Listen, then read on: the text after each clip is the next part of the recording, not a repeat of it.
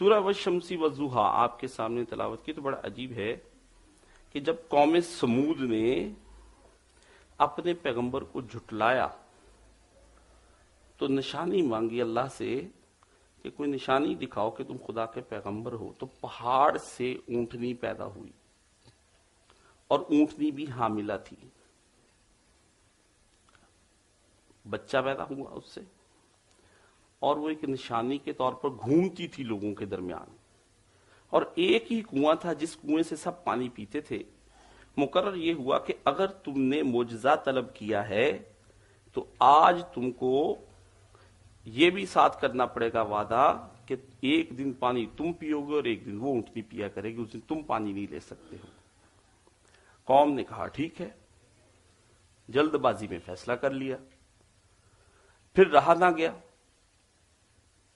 پانی کی تلاش بھی تھی، پانی بھی پیتے تھے، لیکن ایک دن صبر نہ ہو سکا۔ آخر وہ حضرت صالح علیہ السلام سے تنگ آ گئے، ان کا سب سے پہلے تو اس کی اونٹنی کو قتل کرو اور اس کے بعد پھر اس کا بچہ بھی ساتھ مار دو۔ تو انہوں نے وہ بچہ اور اونٹنی دونوں کو شہید کر دیا، معجزے کو۔ جب اس کا بچہ مارا گیا اور اس کی ٹانگیں کاٹی گئی تو اونٹنی نے فریاد کی اللہ کے ہاں، وہ فریاد آسمانوں تک گئی۔ تو حضرت صالح علیہ السلام کو یہ حکم ہوا کہ آپ اب یہاں سے چلے جائیے، اب عذاب آیا ہی چاہتا ہے ان پر۔ تو نبی کریم صلی اللہ علیہ وسلم ایک دن بیٹھے، آپ نے حضرت علی مرتضیٰ سے فرمایا، اے علی، پہلی امتوں میں سب سے شقی القلب سنگ دل آدمی وہ تھا جس نے اس اونٹنی اور اس کے بچے کو مارا۔ میری امت میں سب سے شقی القلب شخص وہ ہوگا جو تجھے یہاں پر تلوار مارے گا اور تیری داڑھی کو خون سے رنگین کر دے گا۔ تو میں نے پڑھا آپ کے سامنے، تو اللہ نے کہا جب اٹھا وہ بڑا بدبخت شخص اور اس نے پیغمبر کی محافظت میں جو اونٹنی تھی، جس کو خدا پانی پلاتا تھا، اس کو جھٹلایا پیغمبر کو اور اونٹنی کی کونچیں کاٹ دی، فَعَقَرُوهَا، پس اللہ نے ان پر ہلاکت ڈال لی ان کے ان گناہوں کے سبب سے۔ آپ کی اونٹنی اس امت کی نبی کریم صلی اللہ علیہ وسلم نے سیدنا علی رضی اللہ تعالی عنہ کو قرار دیا، اور بدبخت ترین شخص آپ کی امت کا عبد الرحمن ابن ملجم ٹھہرا، اور بچہ آپ اس اونٹنی کا جیسے تھا وہ حسین ابن علی کی طرح مارا گیا۔ امت پر جبر کی لعنت برسی، اور آج تک امت جبر کے اندر ہے، آمریت کے اندر ہے، فساد کے اندر ہے، ظلم کے اندر ہے، بے انصافی کے اندر ہے، اور امت کو کوئی راستہ مل نہیں رہا ہے۔ اور یہ اتنی دیر تک رہے گا جب تک یہ امت لوٹ کر اس اونٹنی اور اس کے بچے کی قدر نہیں کرے گی۔ یہ آپ کو میں بتا دوں، اور اونٹنی اور اس کا بچہ نبی کریم صلی اللہ علیہ وسلم کو اتنا ہی پیارا تھا جتنا اللہ کو اپنی اونٹنی اور اس کا بچہ پیارا تھا۔ اللہ کے نبی کریم صلی اللہ علیہ وسلم نے فرمایا، یا علی میں تجھ سے ہوں تو مجھ سے ہے، اور تیری نسبت میرے ساتھ ایسے ہے جیسے موسیٰ کے ساتھ ہارون علیہ السلام کی۔ یہ آپ نے فرمایا، بخاری شریف نکال کر دیکھ لیں، یعنی پیغمبر وہ تھے، تم پیغمبر نہیں ہوگے، میرے بعد پیغمبر نہیں ہوگا، لیکن نسبت ہم دونوں بھائیوں کی ایسے ہی ہے۔ فرمایا علی، میں قرآن کی تنزیل پر لڑا ہوں، تو قرآن کی تعویل پر لڑے گا، تو قرآن کو سمجھانے کے لیے لڑے گا، قرآن کا فہم دینے کے لیے لڑے گا اس امت سے۔ اور حضرت حسین رضی اللہ تعالیٰ عنہ کو فرمایا کہ حسین مجھ سے ہے اور میں حسین سے ہوں، اور اللہ تو ان سے محبت رکھ جو حسین سے محبت رکھے، اور اللہ تو ان سے بغض رکھ جو ان سے بغض رکھے۔ اور نبی کریم صلی اللہ علیہ وسلم نے فرمایا، سید اہل الشباب الجنہ، جنت کے جوانوں کے سردار ہیں۔ اب سارے جتنے ہیں صحابہ وہ حسین کے نیچے چل کر ان کی قیادت میں جنت میں جائیں گے۔ عجب بات یہ ہے کہ امام حسین نے نبی صلی اللہ علیہ وسلم کے دور مختصر پایا، 7 سال کا، 8 سال کا، اور بچے نے نہ حضور کے دور میں ہجرت کی، نہ مکہ کے اندر کوئی پیسہ دیا، نہ مدینہ کے اندر کوئی انفاق فی سبیل اللہ کیا، کوئی جنگ نہیں لڑی، اور مقام کیا پا رہا ہے؟ سید اہل شباب الجنہ، جنت کے جوانوں کا سردار بن رہا ہے۔ حیرت کا مقام ہے کہ کیا پیغمبر نے یہ جو کچھ چیزیں بتائی ہیں، یہ کیا خاندانی تعصب کی بنا پر کہ چونکہ میرا نواسا ہے اس لیے جنت کا سردار بنا دوں، یا پیغمبر کو خدا کچھ اور دکھا رہا تھا جس کی وجہ سے پیغمبر نے کہا کہ وہ کام تو سر انجام دے گا جو ہم سب بھی سر انجام نہ دے پائیں گے؟ یہ مقام بات سمجھنے کی ہے۔ شیخ الاسلام ابن تیمیہ رحمۃ اللہ علیہ نے، جو ہمارے مشہور اہل حدیث عالم ہیں، انہوں نے بھی اس بات کو اپنی کتاب راس الحسین میں اس سوال کو اٹھایا ہے کہ یہ کیوں ہے؟ نہ جنگ کی، نہ ہجرت کی، نہ انفاق فی سبیل اللہ کیا پیغمبر کے دور میں، تو پھر اتنا بڑا اور اتنا اعلیٰ اور اتنا عرفہ مقام کیوں دیا گیا ہے انہیں؟ تو بعد میں نبی کریم صلی اللہ علیہ وآلہ وسلم کی ان احادیث کا اس وقت علم ہمارے سامنے آتا ہے جب نبی کریم صلی اللہ علیہ وسلم کی وفات کے بعد کے معاملات ہمارے سامنے آتے ہیں۔ بات اتنی سمجھ لیں، حضرت حسن رضی اللہ تعالیٰ عنہ کی حضرت معاویہ بن ابی سفیان کے ہاتھ پر جو بیعت ہوئی، اس بیعت سے پہلے وہ 3 جنگیں جو ہیں حضرت علی کے ساتھ ہوئیں، اور تینوں جنگوں میں حضرت علی حق پر تھے۔ یہ فیصلہ نہ میرا ہے، نہ آپ کا ہے، نہ کسی سنی کا ہے، نہ شیعہ کا ہے، نہ دیوبندی کا ہے، نہ اہل حدیث کا ہے، یہ مصطفیٰ صلی اللہ علیہ وآلہ وسلم کا فیصلہ ہے۔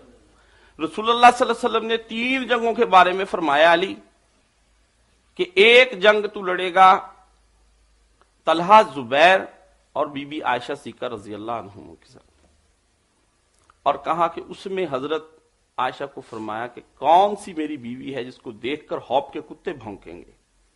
تو حضرت عائشہ کو جب حوب علاقے میں آئیں تو کتے دیکھ کر بھونکنا شروع ہوئے، تو انہوں نے کہا وہیں سے جانے کا قصد کر لیا کہ میں نہیں جاؤں گی۔ حضرت زبیر نے کہا آپ چلیے، شاید آپ کے وہاں جانے پر صلح ہو جائے، لیکن جنگ چھڑی۔ خیر حضرت علی نے وہ جنگ جیتی، لیکن کسی کے ساتھ برا سلوک نہیں کیا، جو مقتولین تھے ان کے جنازے پڑھے، اور باقی کو ادب و احترام کے ساتھ ام المومنین حضرت عائشہ صدیقہ رضی اللہ تعالیٰ عنہا کو انہوں نے بھجوا دیا مدینہ شریف میں۔ دوسری جنگ حضرت معاویہ کے ساتھ ہوئی، ان کے ساتھ جنگ ہوئی تو حضور نے فرمایا کہ تقتل فئۃ الباغیہ یا عمار، اے عمار تجھے ایک باغی گروہ قتل کرے گا، تو جنت کی طرف بلا رہا ہوگا، وہ دوزخ کی طرف تجھے بلا رہے ہوں گے۔ حضرت عمار نے حضرت علی کا ساتھ دیا اور ان کی فوج سے مارے گئے حضرت معاویہ کی۔ دوسری جنگ کا فیصلہ پیغمبر نے کیا۔ تیسرا جنگ نہروان ہوئی جس میں نبی کریم صلی اللہ علیہ وسلم نے خوارج کے متعلق فرمایا کہ ان کے اندر ایک ایسا آدمی ہوگا جو باطل پر ہوں گے سب کے سب لوگ، کہ اس کی یہ بازو کی جگہ پر گوشت کا ایک پستان سا لٹکا ہوا ہوگا، لوتھڑا، اور تو اس وقت حق پر ہوگا۔ تو وہ بھی نکل آیا آدمی مقتولین کے اندر سے، تو حضرت علی کو تینوں جنگوں سے۔ صلح حسن کے بارے میں بھی پیغمبر نے فرما دیا کہ ایک صلح ہوگی اور یہ میرا سید بیٹا صلح کروائے گا حسن، لیکن اس صلح کے اندر کیا ہوگا؟ وہ اس کی بنیادوں کے اندر کینہ ہوگا، اور وہ پھر ہوا، کینہ ہوا۔ حضرت حسن رضی اللہ تعالیٰ عنہ سے حکومت لے کر 20 سالہ دور حضرت معاویہ کا انتہائی جبر کا دور رہا اور ظلم کا دور رہا۔ اس ظلم کے اس کے اندر صحابہ کرام رضوان اللہ اجمعین بہت چیخے چلائے بھی۔ یہ عشرہ مبشرہ کی جو حدیثیں آپ کو سناتے ہیں کہ حضرت ابوبکر صدیق رضی اللہ تعالیٰ عنہ جنت میں، حضرت عمر فاروق جنت میں، حضرت عثمان غنی جنت میں، حضرت علی جنت میں، حضرت عبد الرحمن بن عوف جنت میں، حضرت زبیر جنت میں، سعید بن عمر بن زید بن یہ جنت میں، یعنی یہ سب کے سب جنت میں۔ اس کا پس منظر کیا ہے؟ پس منظر یہی ہے کہ ایک آدمی کوفے کے ممبر پہ بیٹھا ہے جمعے کے روز، حضرت علی کو گالیاں دے رہا ہے، تو صحابی رسول اٹھے، انہوں نے کہا اپنی زبان کو بند کر، ان کانوں نے 10 صحابہ کرام کے بارے میں پیغمبر سے سنا ہے کہ یہ سارے جنت میں جائیں گے۔ اس کا پس منظر یہ ہے، یہ آپ حدیث ذہن میں رکھیں، پھر آپ کو ساری بات سمجھ میں آئے گی کہ یعنی اتنا جوش آیا ان کے دور میں کہ علی اور ان سے محبت کرنے والوں پر لعنت۔ تو حضرت ام سلمہ رضی اللہ تعالی عنہا چیخ اٹھی، انہوں نے کہا دیکھتے نہیں کہ علی سے سب سے زیادہ پیغمبر محبت کیا کرتے تھے، और तुम कहते हो उस पर, उसे करने वालों पर लानत हो। ये कैसा मुकाम मैं देख रही हूं तुम्हारे। तो उस 20 साल दौर में उन्होंने फिर जाते वक्त ये किया कि अपने बेटे यजीद के लिए राह हमवार करना शुरू कर दी। हालांकि मुआहिदे में यह तय पाया था कि आपके इंतकाल के बाद आप लोगों को उनके हाल पर छोड़ देंगे और वो फिर अपना खलीफा खुद ब खुद इंतखाब कर लेंगे। लेकिन बेटे से मोहब्बत की बिना पर उन्होंने लोगों से जबरदस्ती बैत लेना शुरू कर दी 56 हिजरी के अंदर, और फिर जबरदस्ती बैत लेते लेते 60 हिजरी आ गई, इंतकाल फरमा गए।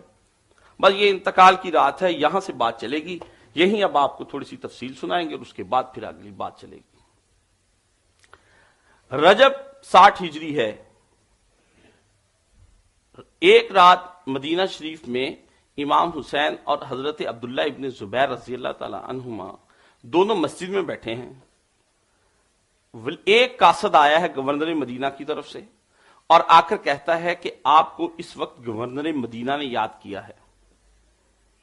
दोनों ने एक दूसरे की तरफ देखा कि अब सूरत हाल क्या कुछ अजीब किस्म की मालूम होती है, रात के अंधेरे में बुलाए गए हैं, इसलिए कोई मामला ऐसा होगा कि जिसकी वजह से ये कुछ नई तर्ज की हुकूमत या कोई नए हुक्म काम आ गया। इमाम हुसैन की फरासत थी, कहा नहीं मुझे लगता है मुआविया बिन अबी सुफियान इंतकाल कर गए हैं और ये हमें बैत के लिए बुला रहा है।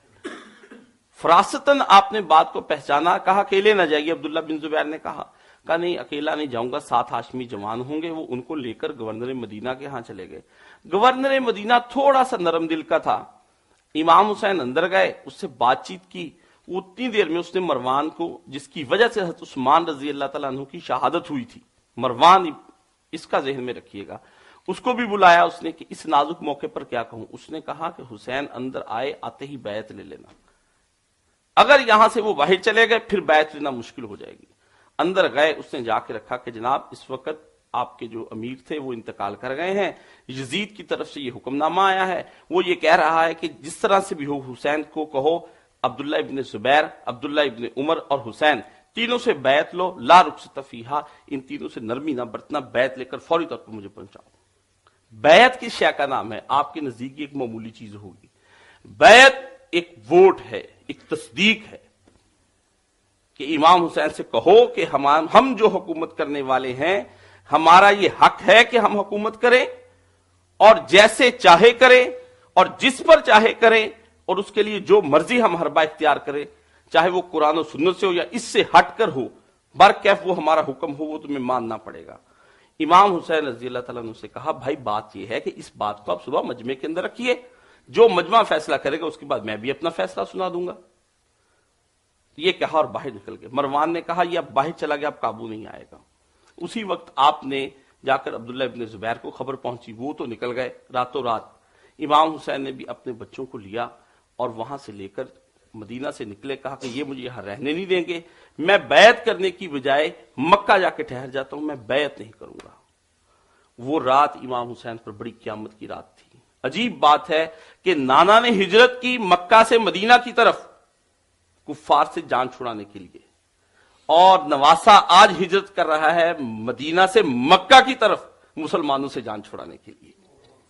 अजीब मुकाम आया है, अजीब।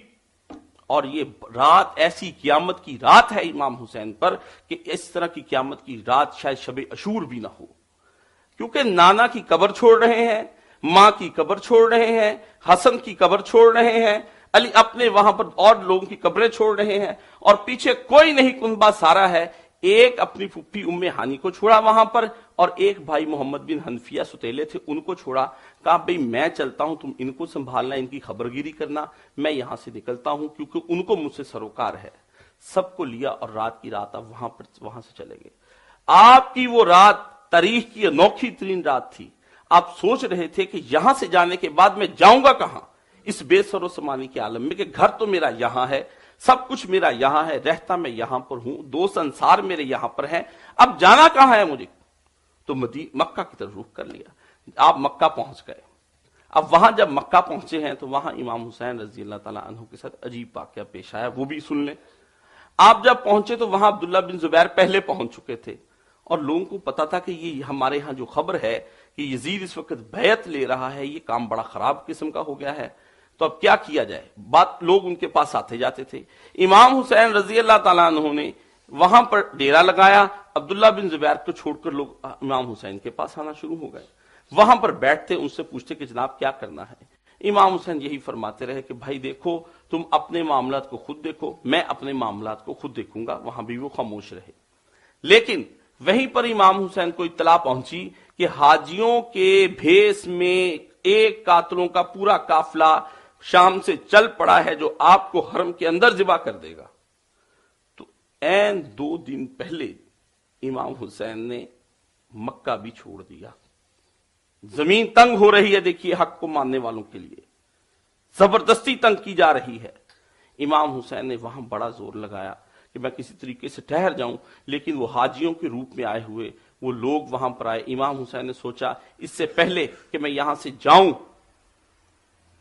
और मेरे साथ बीवी, बच्चे, बूढ़े और छोटे छोटे और नन्हे मुन्ने और जवान सभी यहां पर हों, मैं लोगों को क्यों ना ये पैगाम देकर जाऊं कि हुसैन यहां से मजलूमन जा रहा है। तो आपने वहां पर अपने एहराम को, जो हज का एहराम था, उसको उम्रे में तब्दील किया और आप वहां से रुखसत हो गए। अब वहां से आप रुखसत हो रहे हैं तो और बहुत से सहाबा कराम आ गए। इमाम हुसैन से कहा आप ना जाइए वहां पर। इस वजह से नहीं कहा कि वो गलत कह रहे थे कि तुम वहां क्यों जा रहे हो। उनको पता था कि ये जुल्म की हुकूमत है, 20 साल जबर के गुजरे हैं और 20 साल में जो शख्स इनके सामने खड़ा हुआ है, इन्होंने या उसकी जबान काट दी है, या हाथ काट दिए, या खौफ देकर उसको बिठा दिया है, या लालच देकर बिठा दिया है। तो ऐसी सूरत हाल में इमाम हुसैन रजी अल्लाह तआला अन्हु को वो रोकना चाह रहे थे। जवाज निकलने या ना निकलने का नहीं था, जवाब इस बात पर बहस हो रही थी कि ये तदबीर ठीक रहेगी या नहीं ठीक रहेगी, इस बात पर बहस हो रही थी। इमाम हुसैन रजी अल्लाह तआला अन्हु ने उनकी बात को छोड़ा और निकल खड़े हुए। जब आप निकले तो रास्ते में आपको एक शायर मिला, फरजदक का। फरजदक मिला, उसने इमाम का बड़ा एहतराम किया। वो आइम्मा कराम का बड़ा मद्दाह था, नाते भी लिखता था, कसीदे भी लिखता था। फरजदक से आपने पूछा, फरजदक बताओ कूफा के हालात किस किस्म के जा रहे हैं। कहा जनाब कूफा के लोग जो हैं उनके दिल तो आपके साथ हैं, लेकिन तलवारें हुकूमत के साथ हैं, इसलिए आपका जाना वहां मुनासिब नहीं है। आपने उसकी बात को सुना, कूफा की तरफ सफर शुरू कर दिया। उधर से कूफा के अंदर एक पूरी पार्टी इमाम हुसैन की जो थी, वो पहले से 20 साल से मुंतजिर थे कब ये लोग यहां से मरे, ये आदमी, और कब हमारी जान छूटे और कब हम दोबारा से इस्लामी निजाम हुकूमत का क्याम करें। फिर से सिद्दीक अकबर और हजरत उमर फारूक रजी अल्लाह तआला अन्हु का वो दौर लौट आए कि हम हुकूमत के ऊपर तनकीद कर सके कि तुमने ये पैसा कहां से कमाया और किस जगह पर तुम ये पैसा लगा रहे हो, हमें इसका हिसाब किताब दो। हम तुम्हारा ये गैर शरई हुक्म नहीं मानेंगे, हम तुम्हारा फलां शरई हुक्म मानेंगे और फलां नहीं मानेंगे। ये इस मामला चल रहा था। लोग इस पे बेचैन थे। लोगों ने वहां से खत लिखे।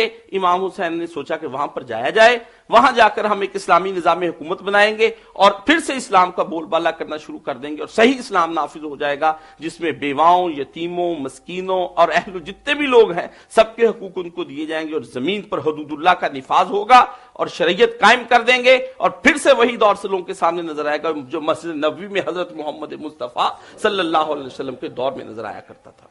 ये वो काम करना चाहते थे। लेकिन वहां पर अब मामला देखे क्या उलट हुआ। यजीद को भी खबर मिल गई। उससे सबसे पहले गवर्नर मदीना को हटाया, फिर गवर्नर मक्का को हटाया, फिर उसने कूफा का गवर्नर नुमान बिन बशीर उसको हटाया कि उसे पता चला कि वो इमाम हुसैन के बारे में बड़ी नरमी रखता है और उनके लोगों के बारे में बड़ी नरमी रखता है। उसने फौरी तौर पर अपने बाप के सर खरीद आदमी जियाद के बेटे उबैदुल्लाह को वहां पर लगाया। अब उबैदुल्लाह से पहले उसका बाप जियाद कूफा का गवर्नर रह चुका था। लोग जानते थे कि ये जो जियाद है ये अपनी हुक्मदुल्ली करने पर हाथ भी काट देता है, पांव भी काट देता है, जबानें भी काट देता है, दरख्तों पर लटका देता है और तरह तरह की अजियतें देकर बंदों को मार देता है। लोगों के दिलों में उसका खौफ भी बैठा हुआ था। तो उन्हें फौरी तौर पर यह कहा कि उबैदुल्लाह फौरी तौर पर जाओ और इराक, वहां कूफे के अंदर की सारी हुकूमत को अपने कब्जे में ले लो, इससे पहले कि मामला बिगड़े और वहां के लोग इस्लामी निजाम कायम कर दे और मेरे खिलाफ एक शोरश बर्पा हो जाए। तुमको हुक्म देता हूं कि तुम वहां पर जाकर फौरी तौर पर ये चार्ज ले लो वहां से। उबैदुल्लाह बड़ा तेज लड़का था, बहुत जहीन, चलाक और बड़ा सफाक किस्म का आदमी था। उससे जब ये सारा मामला सुना, वो रात के अंधेरे में कूफा के अंदर दाखिल हुआ। खूब अच्छे कपड़े पहने, स्याह रंग के कपड़े उस जमाने में बादशाह और बड़े लोग पहना करते थे।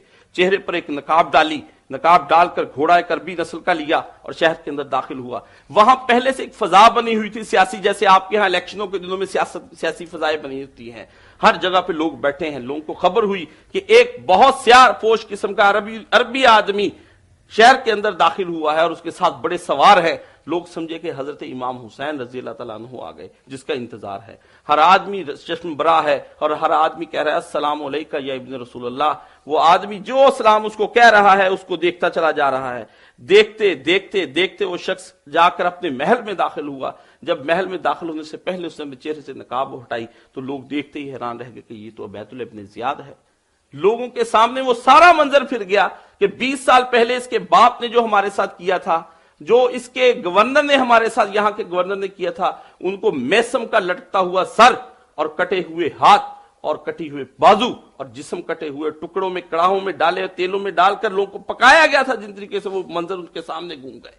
انہوں نے جب یہ سارا منظر دیکھا تو اس سے فوری طور پر لوگ وہاں سے چھٹ گئے اور مارے خوف کے اپنے گھروں میں چلے گئے. اس نے بیٹھتے ہی حکم دیا کہ کوفہ کی پورے ملک کے اندر پورے صوبے کے اندر تم کرفیو نافذ کر دو. کرفیو اس قسم کا نافذ کیا گیا کہ ایک آدمی دوسرے محلے میں نہیں جا سکتا اور دوسرے محلے کا آدمی اس محلے میں نہیں جا سکتا ہے. اور جہاں کہیں بھی سرکردہ افراد تھے ان سب کے سب کو پکڑ لیا گیا، جیسے آپ کے شہر کے بڑے بڑے لوگوں کو پکڑ لیا جائے.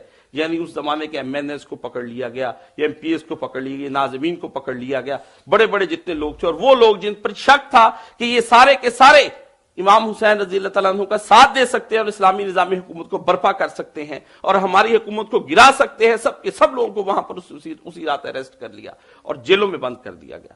اور اس طرح سے امام حسین کی جو شہر کے اندر کمک جانے والی تھی، اس طرف کوفہ کے اندر ان کی حفاظت کے لیے لوگ کھڑے، وہ سارے کے سارے مقید کر لیے. اور اس نے اس کی جگہ پر ابن حسین، تو ایک حسین نامی آدمی اسی کا یہ ہے سواد والا ہے، اس کو کہا، حکم دیا کہ فوری طور پر امام حسین کو جا کر جہاں کہیں بھی روک لو. اور اس نے اپنے آگے ایک حر بن یزید الریاحی، اس کو حکم یہ دیا کہ جاؤ 1000 کا لشکر لے کر جہاں کہیں امام حسین تمہیں راستے میں ملے وہاں سے تم اس کو پکڑ لو. امام حسین رضی اللہ تعالیٰ عنہ وہاں سے آ رہے ہیں. 2 کو آپ امام حسین رضی اللہ تعالیٰ عنہ جو ہیں وہ وہاں سے کربلا والے علاقے، عراق والے علاقے میں داخل ہو رہے ہیں. اور آپ جب وہاں پر اس میں داخل ہوتے ہیں تو آپ تھوڑی دیر کے بعد دیکھتے ہیں کہ دور سے کچھ چند سوار چلے آ رہے ہیں، سوار بھڑے آ رہے ہیں. امام حسین کو شک ہوا، آپ نے اپنے ساتھیوں کو کہا یہیں پہ رک جاؤ. جب وہ قریب آئے تو وہ حر بن یزید تھا. اس نے امام حسین کو آ کر سلام کیا. آپ نے وعلیکم السلام کہا. اس نے کہا جناب مجھے حکم دیا گیا ہے کہ میں آپ کی پوری نگرانی کروں کہ آپ کیا کر رہے ہیں. امام حسین رضی اللہ تعالیٰ نے اس پر کہا ٹھیک ہے، جیسے تمہیں تمہاری حکومت موقع کا حکم دیتی تم اس کو مانو.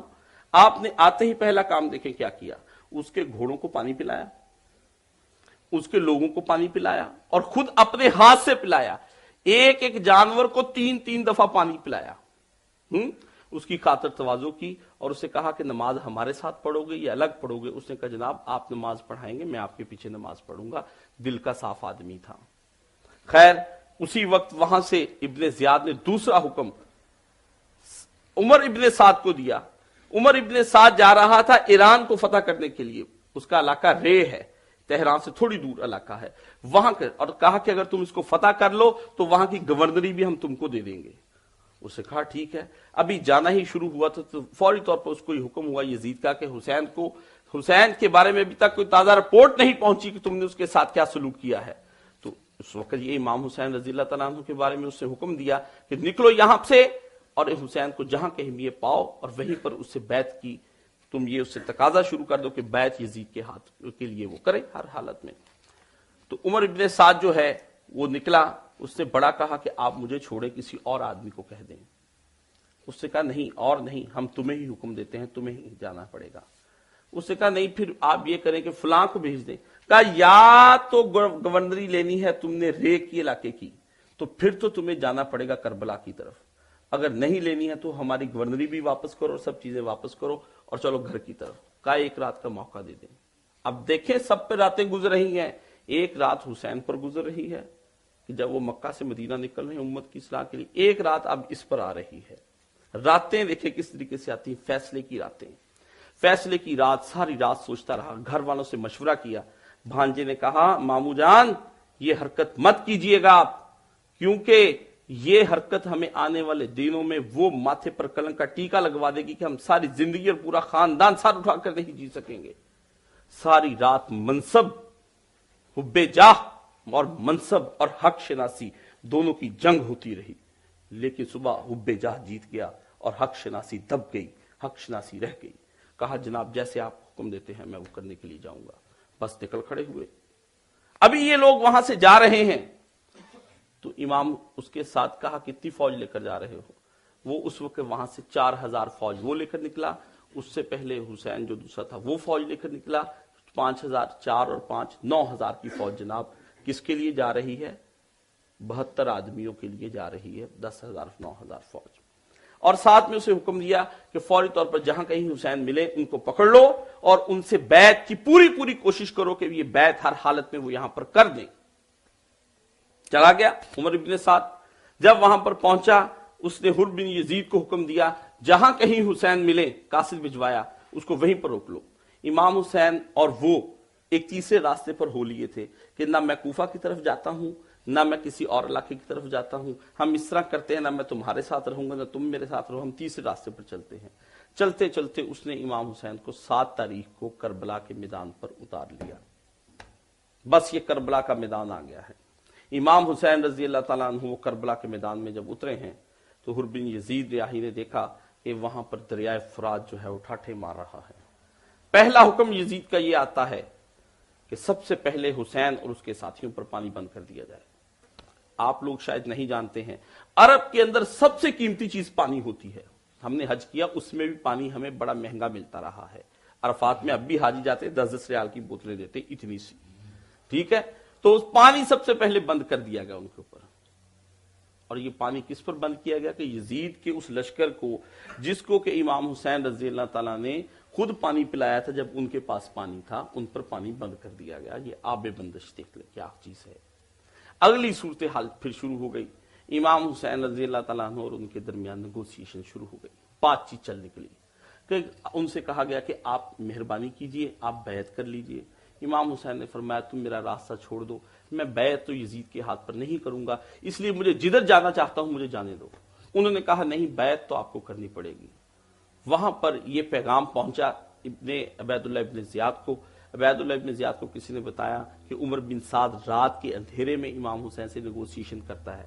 उमर इब्ने साद वो आदमी है जो हजरत साद बिन अबी वकास का बेटा है, और साद बिन अबी वकास रजी अल्लाह ताला अन्हु वो सहाबी रसूल है जिनको नबी करीम सल्लल्लाहु अलैहि वसल्लम ने जन्नत की बशारत दी है, जिन्होंने पहला तीर इस्लाम के हक में चलाया था। ये उमर बिन साद चूंकि रिश्तेदार भी था इमाम हुसैन का, तो इससे बड़ी चाह कि किसी तरीके से ये इमाम हुसैन वाला मामला मुझसे टल जाए, लेकिन नहीं टला इमाम हुसैन वाला मामला। अब फिर अगली बात सुनिए क्या होता है। वहां पर शिमर बैठा है अबैदुल्लाह के दरबार में। उसने कहा कि मैं हुजूर आपको बताता हूं, ये आपस में रिश्तेदार हैं, ये किसी सूरत में इमाम हुसैन के साथ जंग नहीं करेगा। उसने कहा अच्छा अगर ये बात है तो फौरी तौर पर उसने उसी को परवाना लिखा कि जाओ उमर इब्ने साद से कहना कि अगर तुम हुसैन से जंग नहीं करते हो तो ये हुकूमत का जो रे की गवर्नरी है ये परवाना भी दे दो, और इसका जो चार्ज है ये भी मेरे हवाले कर दो।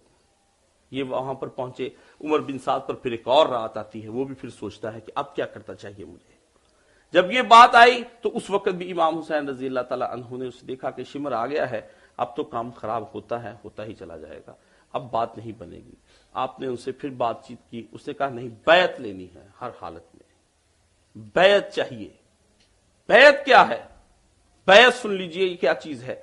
अगर हुसैन बैत करते हैं तो उसका मतलब है ये बैत अली भी कर चुके हैं, और ये बैत खुद रसूलुल्लाह सल्लल्लाहु अलैहि वसल्लम भी यजीद के हाथ पर कर रहे हैं।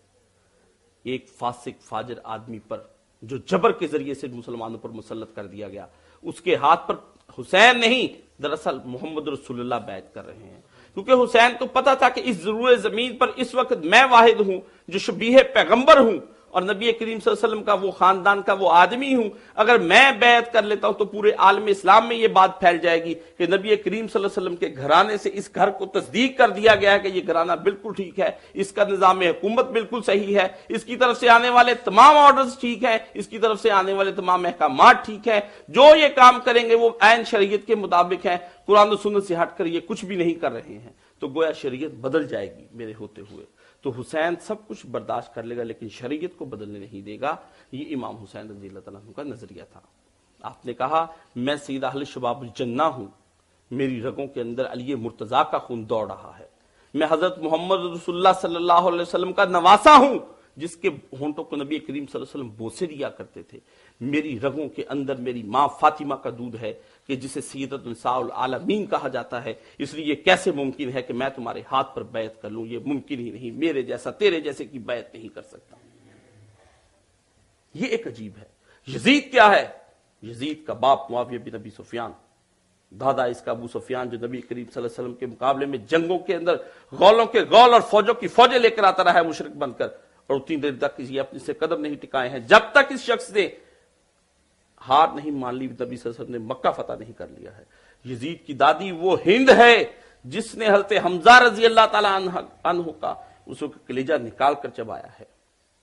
और हज़रत हमजा रजी अल्लाह ताला अन्हु के बारे में आपको पता है कि नबी करीम सल्लल्लाहु अलैहि वसल्लम ने सैयद शुहदा का लक़ब दिया है। और हजूर को कितने महबूब थे हज़रत हमजा। नबी से उतना ही एहतराम फरमाया करते थे जितने अपने वालिद हज़रत अब्दुल्ला के बारे में सोचते कि अगर वो होते तो मैं उनका ये एहतराम किया करता। और हज़रत हमजा रजी अल्लाह ताला अन्हु के टुकड़े टुकड़े कर कर लाश गठड़ी में आई है रसूलुल्लाह सल्लल्लाहु अलैहि वसल्लम के यहाँ। नबी करीम सल्लल्लाहु अलैहि वसल्लम का चचा किस तरीके से मारा है इस खानदान ने, तो नबी करीम हुसैन को पता था। इसलिए फरमाया कि मुझ जैसा तुझ जैसे की बैत नहीं कर सकता, क्योंकि मेरी माँ जो है वो फातिमा है, मेरा नाना जो है वो मोहम्मद मुस्तफा है, मेरा भाई मेरे साथ जन्नत के जवानों का सरदार हसन है, और मेरा बाप उसके बारे में अल्लाह के नबी ने फरमाया अबू हुमा खैरु मिनहुमा, और इनका बाप जो है वो हसन और हुसैन दोनों से अफजल है। उसके बारे में ये जुमले फरमाए हैं। तो मेरे जैसा आदमी तेरे जैसे आदमी की कैसे बैत कर सकता है? मैं तहज्जुद गुजार, मैं 25 हज करने वाला, मैं खुदा की याद में रोने वाला, मैं मस्कीनों बेवाओं यतीमों की दिलदोई करने वाला, और तू वो आदमी है कि जिसकी दिन और रात ऐशो इशरत में गुजरती है और उम्मत की तुझे कोई खैर खबर नहीं है।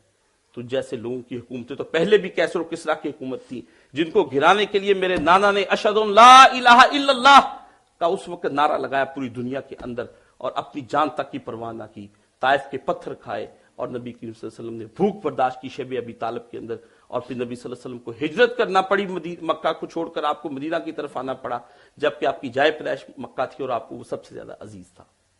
तो कितनी दुख और कितनी अजियतें पैगंबर ने बर्दाश्त की।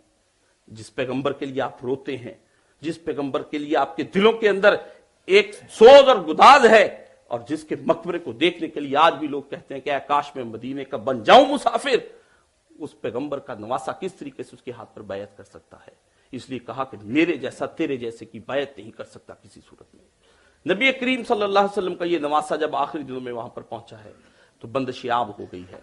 9 तारीख को हुक्म दे दिया जाता कि जाओ हुसैन और उसके बच्चों और उसके साथियों को कत्ल कर दो। इमाम हुसैन रज़ी अल्लाह तआला अन्हु ने जब लश्कर को बढ़ते देखा, कहा अब्बास उठो और जाकर इनसे पूछो ये किस मकासद के लिए आए हैं। उन्होंने कहा कि हम सिर्फ इसलिए आए हैं कि हम तुमसे जंग लड़ें और तुमसे बैत लें, या फिर तुम्हारा सर तन से काट कर जुदा कर दें। इमाम ने फरमाया फिर इनसे कह दो कि हमें आज की रात एक मोहलत दे। रात फिर आ गई है। यह है शब अशूर, 9 की रात। ये वो रातें हैं जो इंसानों के ऊपर जब आया करती हैं तो इन रातों के अंदर फैसले हुआ करते हैं, कौमों के फैसले हो रहे हैं। आज हुसैन एक फैसला करने वाले हैं जो सदियों तक मुहित रहेगा। ये 9 की रात है। ये वो फैसला होगा जिसके अंदर ये फैसला कर दिया जाएगा कि हक क्या है और बातिल क्या है। ये फैसला होगा जिसके अंदर राह हक के मुजाहिदों के लिए ताकत होगी। ये वो फैसला होगा जिसके लिए हक उस शख्स के लिए वहां पर मुजाहिदाना समान मौजूद होगा जो अपनी राह, अपनी जिंदगी को खुदा की राह में सर्फ कर देना चाहता है। ये वो राह है जहां पर हर शहीद को शहीद होने से पहले ये सोचना पड़ेगा मैं क्यों मर रहा हूं और किसके लिए मर रहा हूं, उसको ये सोचना पड़ता है। ये वो रात आई है। बैत शब्बीर के खैमे पर जब रात आई है कि दर्द सा दर्द है और तन्हाई सी तन्हाई है। ऐसी तन्हाई कि गम के मारे देखे नहीं जाते हैं और आंख से आंख के तारे देखे नहीं जाते हैं। आपने सारी रात बैठकर वहां पर सोचा और अपने साथियों को इकट्ठा कर लिया, आओ साथियों मेरे साथ, ये 9 की रात है। हमने सब फकत इसलिए ली है कि हम ये तुम्हें किसी भूल में नहीं रखना चाहते हैं कि सुबह का हमारे साथ क्या होने वाला है। सुबह की रात, सुबह का जो दिन होगा, सुबह की जो सहरी होगी वो हमारे लिए मौत का पैगाम लेकर आएगी। और मैं तुमसे ये कहता हूं कि जाओ, मेरा रास्ता सब छोड़ दो, मुझे तन्हा छोड़ दो। हुसैन आज की रात अपने फैसले खुद लेगा, और अगर तुम में से किसी आदमी को किसी किस्म की कोई हिचकिचाहट है तो मेरे घर का एक एक जाते हुए फर्द भी ले जाए। और फिर भी अगर तुम्हें हिचकिचाहट है, ये शमा जल रही है, मैं शमा को बुझा देता हूं। शायद कि तुम्हें यह हो कि हुसैन इब्ने अली हमारे चेहरों को देख रहा है और हमें ये जगह छोड़ने में कुछ तरद्दुद हो, कुछ जहमत करनी पड़े, कोई मुंह मुलाहजा रखना पड़ जाए, तो क्यों ना इस दिए को बुझा दूं। और ये कहा, फूंक मारी, दिया बुझा दिया गया। कहा जाओ, चले जाओ। हुसैन तन्हा यहां पे खड़ा होगा। हुसैन किसी के हाथ पर बैत नहीं करेगा। वो अशहदु अल्ला इलाहा इल्लल्लाह वहदहु ला शरीक कह चुका है, वो कह चुका है, व अशहदु अन्ना मुहम्मदन अब्दुहु व रसूलुहु। हुसैन अपनी जगह से नहीं हिलेगा। हुसैन कलमे के तकाजे जानता है, हुसैन कलमे की दी हुई जिम्मेदारियां जानता है। हुसैन जानता है कि उसके नाना ने जो उसको जुबान चुसाई थी उसका हक क्या होता है। हुसैन जानता है कि सीतत जन्नत का जो शीर उसने पिया है उसके तकाजे क्या हैं। हुसैन जानता है कि सीने में अली का दिल धड़क रहा है, अली की शुजाअत क्या मांगती है मुझसे। हुसैन जानता है। इमाम हुसैन उस रात के अंदर तने तनहा बैठे हैं। दिए को दोबारा रोशन किया गया तो एक साथी भी अपनी जगह से नहीं हिला था। हिम्मतें ऊंचू कौसारा का, उसकी हिम्मत ऐसे थी जैसे पहाड़ थे। सबसे पहले एक उठा, उससे तकरीर की। उसने कहा, हुसैन तुमने ये कैसे सोच लिया कि हम तने तनहा यहां से छोड़कर चले जाएंगे और नबी करीम सल्लल्लाहु अलैहि वसल्लम के सामने हम क़यामत के रोज इस तरीके से आएंगे कि तेरा लाशा सामने पड़ा हुआ होगा और हम वहां पर बिल्कुल तना सब उसका सही सलामत खड़े होंगे, ये कैसे मुमकिन है। दूसरा उठा, उसने कहा, हुसैन ये तो मरना ही एक दफा का है, तू अगर 70 बार कहता तो हम तेरे पीछे जान दे दिया करते, ये तूने हमसे किस रात का तकाजा कर लिया है। तीसरा उठा, उसे तकरीर की, हुसैन समझ कि आज हम तेरे साथ खड़े हैं, हम ये ऐसे ही हैं जैसे नबी करीम सल्लल्लाहु अलैहि वसल्लम के साथ खड़े हैं। ये रात एक अजब रात आई है। इमाम हुसैन ने उसी वक्त फिर कहा, मैं तुमसे फिर कहता हूं सोच लो। उन्होंने कहा, हुसैन बार बार बात करने का मुकाम नहीं है, हम नहीं सोचेंगे, हमने फैसला कर लिया है कि हम तुम्हारे साथ रहेंगे। इमाम हुसैन रजी अल्लाह ताला अन्हु ने कहा, ठीक है, फिर आज की रात हमारी मुनाजात की रात होगी। ये वो रात है जैसे बदर की रात नबी करीम सल्लल्लाहु अलैहि वसल्लम पर आई है। बदर की रात क्या हुआ है, पैगंबर इस्लाम सल्लल्लाहु अलैहि वसल्लम को पता है कि सामने कुफार का लश्कर है। हजूर एक जगह पर जाकर खड़े हो गए हैं, हाथ उठा चुके हैं, दुआएं कर रहे हैं, या अल्लाह ये मुट्ठी भर लोगों को ले आया हूं तेरी राह में, अगर आज मारे गए ये सारे के सारे और इनको फतह नसीब ना हुई तो फिर तेरा कोई नाम लेवाना होगा। सारी रात पैगंबर ने उस रात मुनाजात की है, दुआएं की है अल्लाह के हजूर। हज़रत अबू बकर सदीक आगे बढ़े, अल्लाह के रसूल ये आपकी कमली मुबारक आपके दोष से गिर गई है, अल्लाह ने आपकी सुन ली है, फतह आपकी होगी। यही रात इमाम हुसैन पर आई है। और वो रात इमाम हुसैन के खैमों के अंदर किस किस्म की आई है, सब लोग सारी रात दुआएं करते रहे हैं, तकबीरें पढ़ते रहे हैं, ला इलाहा इल्लल्लाह का विर्द करते रहे हैं, मुनाजातें करते रहे हैं, कुरान पढ़ते रहे हैं। रावी बयान करता है कि इमाम हुसैन के खैमों से इस तरह से तस्बीह की आवाज आती थी जैसे मक्खियों के छत्ते से बिल बनाने की आवाज आती है, इस तरह तकबीर व तहलील की आवाज आ रही थी। और उस तरफ दूसरा लश्कर है, वो सो रहा है और उसमें से कुछ जाग रहे हैं, जाग ये भी रहे हैं, जाग वो भी रहे हैं। यहां तस्बीह के दाने गिरने की आवाज है, वहां तलवार को सारी रात सीधा करने की आवाज है। यहां पर हाथ उठे हुए हैं खुदा की बारगाह के अंदर, वहां जाम उठे हुए हैं एक दूसरे को पिलाने की खातिर शराबों के। रातें दोनों पर आती हैं, फासिक पर भी रात आती है, मुत्तकी पर भी रात आती है, दोनों तरफ रातें बढ़ रही हैं। हुसैन इब्ने अली ने कहा, हां ये रात को इसी तरह मनाओ। उस रात क्या हो रहा है, एक खैमे के अंदर क्या हो रहा है, दूसरे खैमे के अंदर क्या हो रहा है। सुबह आई, दिन चढ़ गया, जोहर का ये वक्त हुआ, मैदान लग गया। इमाम हुसैन रजी अल्लाह ताला अन्हु ने अजीब वाकया देखा है।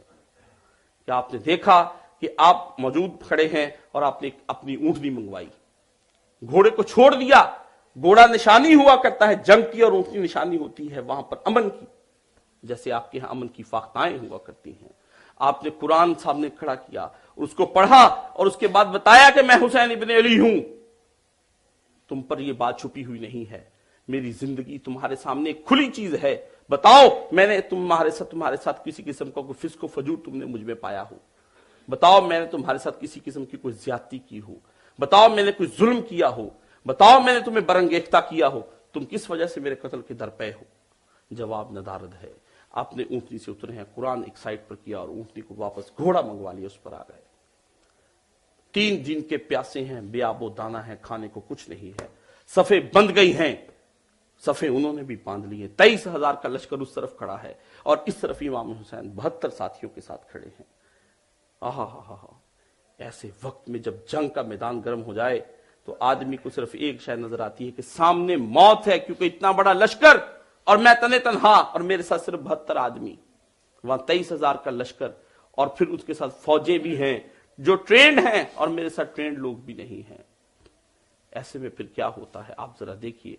ऐसे में हक वालों पर भी एक टाइम आ जाता है, एंड इस मौके पर कोई आदमी नहीं अपनी जगह से हिला है।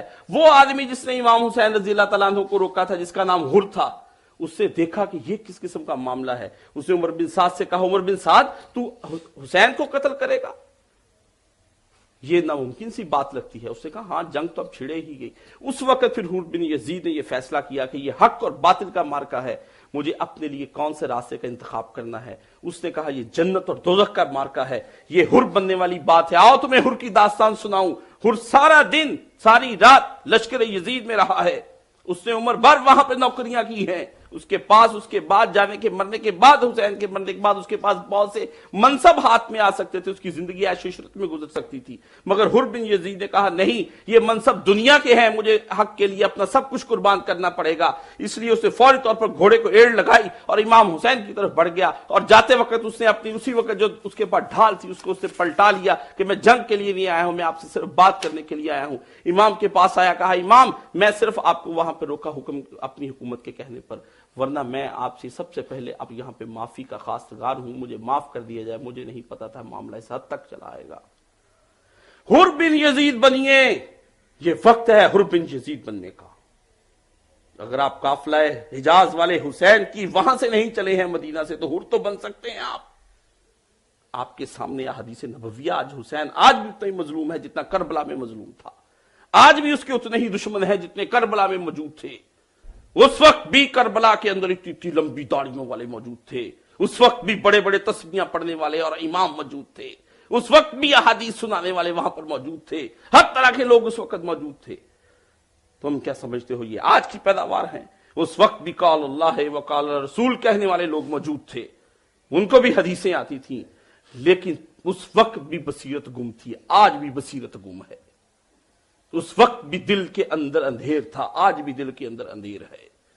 उस वक्त भी दिल के निहा खाने के ऊपर शैतान बैठा हुआ था, आज भी दिल के अंदर शैतान बैठा हुआ है। वो चाहता है कि दीन को तुम तक ना आने दे, तुमको दीन के बड़े बड़े हीरोज को पहचान ना करने दे, तुम्हें उनकी मार्फत से दूर रखे कि कहीं उनके अमल को देखते हुए तुम यहां पर अपने लिए कोई इनकलाब बर्पा ना कर दो, जमीन पर शरीयत मोहम्मदी सल्लल्लाहु अलैहि वसल्लम नाफिज ना कर दो।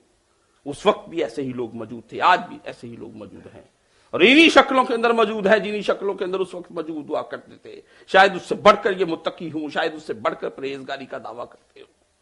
लेकिन इमाम हुसैन पर हुर बिन यजीद आता है, उसने कहा इमाम कसूर मेरा। फरमाया मौसम तेरा नाम क्या है? का हुर, का अंतल हुर फि दुनिया वल आखिरा, आजाद तेरे नाम का मतलब है आजाद। जा दीन और दुनिया दोनों से तू, हम देखते इस दुनिया में भी आजाद और उस दुनिया में भी तू आजाद, जहन्नुम से हो गया। हुर ने कहा इमाम सबसे पहले मैं जान दूंगा तेरे सामने, क्योंकि सबसे पहला कसूर मेरा है। जब उसकी ये बात सुनी, उसका भाई भी इस तरफ चला आया, और यहां देखिए वहां सब कुछ है और वो हुर छोड़कर यहां आ गया है। मनसब भी है, खाना भी है, पीना भी है, दुनिया की ऐश भी है, इशरत भी है, सब कुछ है वहां पर, लेकिन छोड़ आया है सारा कुछ। और यहां भूख है, प्यास है, मौत है, कुछ नहीं है यहां पर। एक बच्चा भी अपनी जगह से नहीं हिला है, और तुम हक बातिल की जंग में क्या देखना चाहते हो? ऐ काश तुम्हारी नजरें हदीस से हटकर सिर्फ हुर के किरदार की तरफ चली जाती और तुम सिर्फ इतना ही समझ लेते कि ये हुर बिन यजीद अर्रयाही किस वजह से वहां से इधर आया है, तो तुमको हक के लिए यही काफी होता। लेकिन मेरा ख्याल है तुम्हें यह हक के लिए काफी नहीं है। तुम्हारी आंखों के ऊपर नफ्स की पट्टी बन चुकी है, हवाओं नफ्स की पट्टी बन चुकी है, इसलिए नामुमकिन है कि तुम किसी तरीके से हक को पहचान सको। ऐ काश तुम्हारी आंखों से पट्टी उतर जाए, ऐ काश तुम्हें रसूलुल्लाह सल्लल्लाहु अलैहि वसल्लम समझ में आ जाए, ऐ काश तुम्हें अशहदु ला इलाहा इल्लल्लाह की आवाज समझ में आ जाए, اے کاش تمہیں وحدہ کی بات سمجھ میں آ جائے، اے کاش تمہیں لا شریک لہو کی بات سمجھ میں آ جائے۔ تم شریک بنائے ہوئے ان ظالم حکمرانوں کو، ان آمروں کو، ان ڈکٹیٹروں کو اپنے اوپر بٹھائے بیٹھے ہو جو کہتے ہیں کہ لا شریک لہو۔ تمہارے سامنے مسجدیں ویران کر دی جاتی ہیں، بچیاں قتل کر دی جاتی ہیں، لیکن تمہارے کان پر جوں تک نہیں رنگتی ہے۔ یہ کس بات کی علامت ہے کہ آج بھی اگر حسین ابن علی تمہارے درمیان موجود ہوتا اور وہ کٹ کر مار دیا جاتا، تم تب بھی اس کی حمایت کے لیے نہ اٹھتے۔ کجا کے تمہارے قلم اس کی مخالفت میں اٹھتے ہیں، کجا کے تمہارے ممبر جو اس کے نانا کا ممبر تھا، تمہیں ملا بھی اس کے نانا کا ممبر، جاؤ یزید کے باپ کا ممبر ڈھونڈو، جاؤ یزید کے دادا کا ممبر ڈھونڈو۔ تم نے ڈھونڈا بھی تو حسین کے نانا کا ممبر ڈھونڈا ہے، جس پر حسین کی مخالفت کرنے کے لیے میدان میں آ جاتے ہو۔ واللہ یہ کون سی قیامت مسلمانوں نے اسلام پر آئی ہے کہ جس کو نبی پیار کرتا ہے اس کو تم نفرت کرتے ہو، جس کو نبی چومتا ہے تم اس کی طرف قہر کی نگاہوں سے دیکھتے ہو، جس کو نبی گود میں اٹھا لیتا ہے تم اس کو جھٹک رکھ دیتے ہو۔ کردار حسین اگر تم لوگوں کے درمیان نہیں آ سکتا ہے تو محبت حسین تو پیدا کر لو۔ کیا محبت بھی کسی کو بتانے والی ہے؟ خاموش رہو اس محبت میں، لیکن تمہارے دلوں کے اندر جو بغض ہے چھپ چھپ کر سامنے آتا ہے، اور چھپ چھپ کر بھی سامنے آتا ہے، کبھی کسی کتاب کی شکل میں، کبھی کسی کتاب کی شکل میں سامنے آتا ہے۔ یہ کس قسم کا ہے؟ یہ عجیب رات آئی ہے امام حسین پر۔ سب سے پہلے آپ نے اپنی خود نے جان دی ہے وہاں پر، پھر امام حسین کے ساتھی کے کر کے بڑے ہیں، ایک سے ایک نے بڑھ کر جانے دی ہیں وہاں پر۔ ہر آدمی رجز پڑتا ہوا وہاں پر جاتا ہے، ایک سے ایک آدمی وہاں پر اپنے لیے شعر و شاعری کا انتخاب کرتا ہوا جاتا ہے۔ کوئی یہ کہتا ہے کہ کاش یہ نیزے نہ ہوتے، شیر ہوتے، میں شیروں کے حوالے اپنے جسم کو کر دیتا۔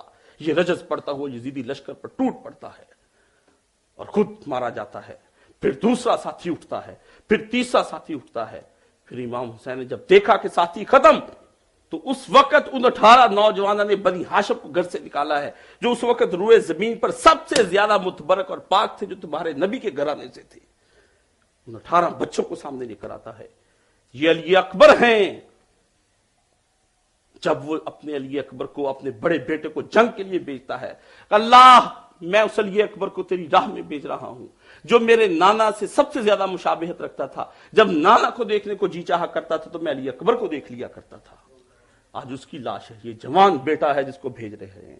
آپ جوان بیٹے کو رقص و سرور کی محفلوں میں بیچتے ہیں، حسین میدان کارزار میں بیچتا ہے۔ آپ جوان بیٹے کو یورپ کی یونیورسٹیوں میں الہاد سیکھنے کے لیے بیچتے ہیں، حسین کلمے کی حفاظت کے لیے بیچ رہا ہے۔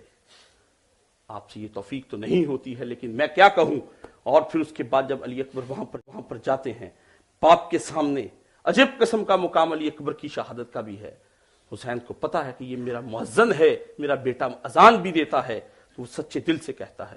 کسی وقت میں علی اکبر نے کہا کہ بابا کیا ہم حق پر نہیں ہیں؟ کہا بیٹا ہم حق پر ہیں۔ تو انہوں نے کہا اگر حق پر ہیں تو ہمیں شہد سے زیادہ یہ موت میٹھی معلوم ہوتی ہے، شہد سے زیادہ میٹھی معلوم ہوتی ہے۔ وہ اپنے ایک بیٹے کو بھجواتے ہیں، پھر دوسرے بیٹے کو بھجواتے ہیں، پھر اپنے بھائی کے بیٹے حضرت قاسم کو بھجواتے ہیں۔ راوی بیان کرتا ہے اتنا حسین بچہ کبھی زندگی میں نہ دیکھا، جیسے کربلا کے اندر اندھیری رات کے اندر چاند اتر آیا ہے، ایسا حسین بچہ تھا۔ وہ بھی جان کے لیے آگے دینے کے لیے 13 سال کی عمر اس کے ساتھ ہے۔ حسین کا پھر دوسرا بھائی جو دوسری ماں سے تھا وہ آگے بڑھتا، عثمان ان کا نام ہے۔ جعفر ایک بھائی ہے، وہ پھر آگے بڑھتا ہے، وہ جان دینے کے لیے آگے بڑھتا ہے۔ عباس جو اتنا لمبا چوڑا اور چکلا تھا کہ گھوڑے پر بیٹھتا تھا تو پاؤں زمین پر لگتے تھے، اتنا جوان آدمی تھا، حسین کے لشکر کا علم بردار تھا وہ۔ امام حسین اس کی لاش کو بھی اٹھاتے ہیں، ہر لاش کو اٹھائے چلے جا رہے ہیں، ہر لاش کو اٹھائے چلے جا رہے ہیں، ساتھیوں کی لاشیں اٹھائے چلے، ہر لاش کو اٹھاتے ہیں، خیمے کے پیچھے لے جاتے ہیں اور جا کر رکھتے ہیں اور سر صد میں رکھتے ہیں، اللہم تقبل ھذا قربان، خداوند عالم یہ قربانی اپنی راہ میں قبول کر لے۔ حسین کے پاس وقت یہی تھی۔ پھر دوسری لاش اٹھتی ہے، پھر تیسری لاش اٹھتی ہے۔ 72 ساتھیوں کی لاش کون اٹھا رہا ہے؟ 58 سالہ حسین ابن علی، جو خود بوڑھا ہو چکا ہے، جس نے اپنے سفید بالوں کو وسمے سے رنگ کر لیا ہے کہ میں جوان نظر آؤں مجاہد ہوتے ہوئے۔ یہ حسین ابن علی لاشیں اٹھا رہا ہے۔ بڑھتے بڑھتے لاشوں کے ڈھیر خیام کے اندر ہیں، اور خیام آگے کن کے ہیں؟ اس کی بہن زینب کا خیمہ ہے، ام کلثوم کا خیمہ ہے، فاطمہ کا خیمہ ہے، سکینہ کا خیمہ ہے، سب کے خیمے ایک صف میں پڑے ہوئے ہیں اور خیموں کے پیچھے لاشیں پڑی ہوئی ہیں۔ حسین ایک ایک لاش کو زمین پر رکھے جا رہا ہے۔ آپ کس حسین کی بات کرتے ہیں؟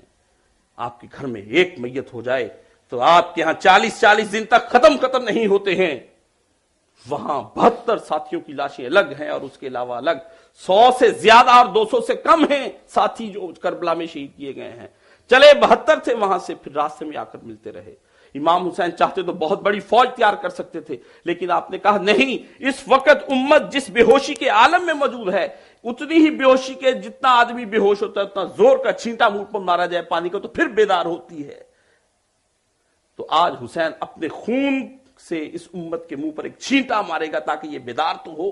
یہ وہ خون ہے جو حضرت محمد مصطفیٰ صلی اللہ علیہ وسلم کا ہے، اور اس خون کے اندر شیر ہے حضرت فاطمہ رضی اللہ تعالی عنہا کا، جو سیدۃ نساء العالمین ہیں، نبی کی سب سے پیاری بیٹی ہے، جس کا خون وہاں پر ہو رہا ہے، اور آپ کہتے ہیں کہ یہ وہاں پر حسین کی ایک غلطی تھی۔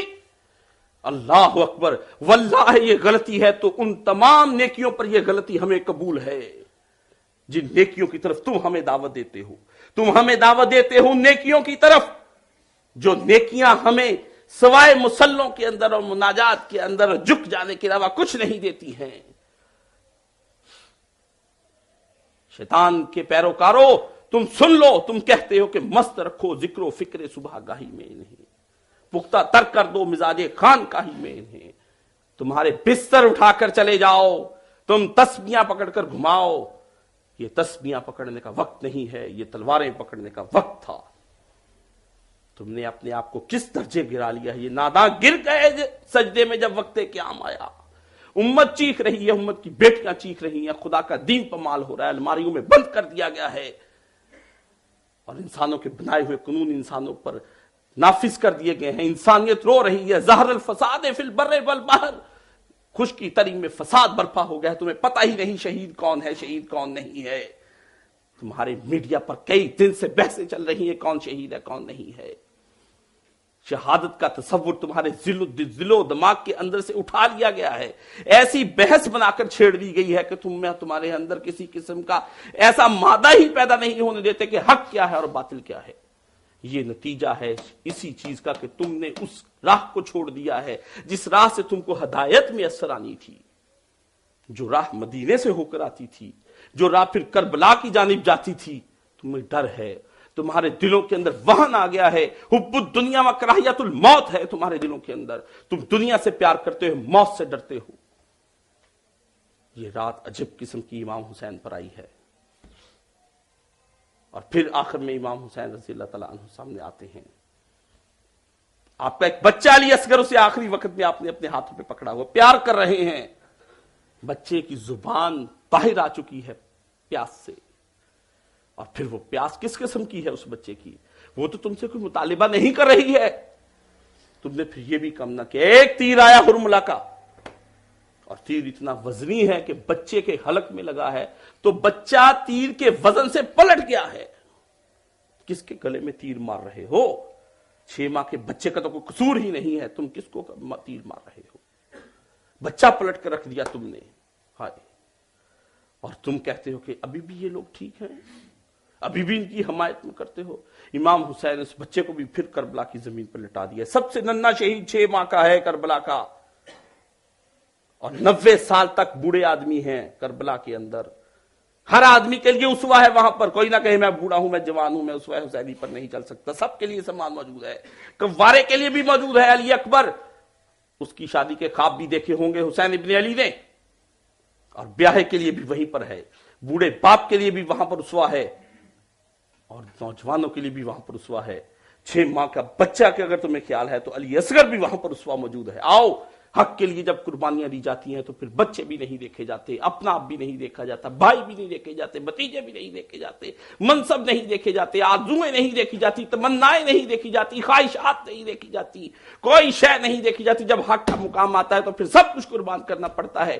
یہ تمہارے اللہ کا تم سے تقاضا ہے کہ اشہد ان لا الہ الا اللہ کہنے والا آدمی آج سب کو چھوڑے ہمارا ہو جائے، یہ اس کا مقام ہے کلمہ پڑھنے کا۔